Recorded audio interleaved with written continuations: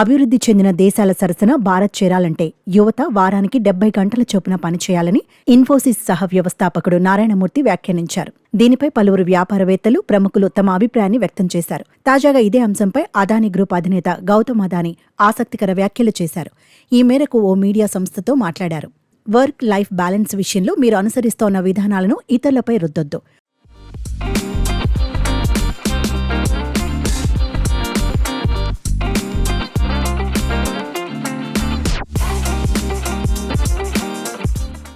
కొందరు 4 గంటలు కుటుంబానికి సమయం వెచ్చించి ఆనందాన్ని పొందుతారు.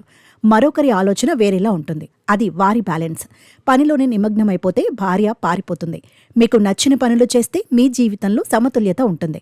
కుటుంబం, ఉద్యోగం ఇవే మనకు ప్రపంచం. పిల్లలు కూడా మన నుంచి ఇవే విషయాలు గమనించి ఆచరిస్తుంటారు. ఇక్కడ ఎవరూ శాశ్వతంగా ఉండిపోవడానికి రాలేదు. ఆ విషయం అర్థమైనప్పుడు ఘన జీవితం సరళంగా మారుతుంది అని అదానీ అన్నారు.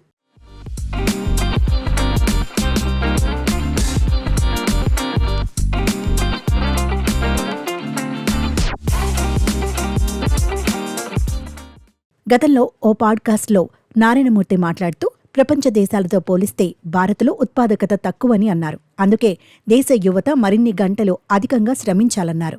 రెండో ప్రపంచ యుద్ధం తర్వాత జపాన్, జర్మనీ వంటి దేశాలు ఎలాగైతే కష్టపడ్డాయో మనము అలాగే పనిచేయాలని అన్నారు.